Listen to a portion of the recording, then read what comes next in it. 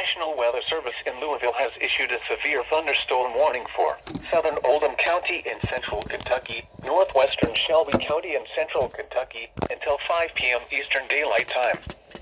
At 4:26 p.m. Eastern Daylight Time, a severe thunderstorm was located just northwest of Crestwood, moving east at 35 miles per hour. Expected hazards include 60 miles per hour wind gusts and quarter-size hail. This is a radar-indicated threat.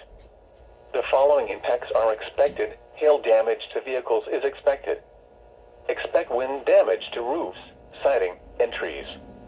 Locations impacted include Shelbyville, LaGrange, Crestwood, Orchard Grass Hills, Pewee Valley, Chestnut Grove, Dimpletown, Buckner, Floritsburg, and Ballardsville. For your protection, move to an interior room on the lowest floor of a building.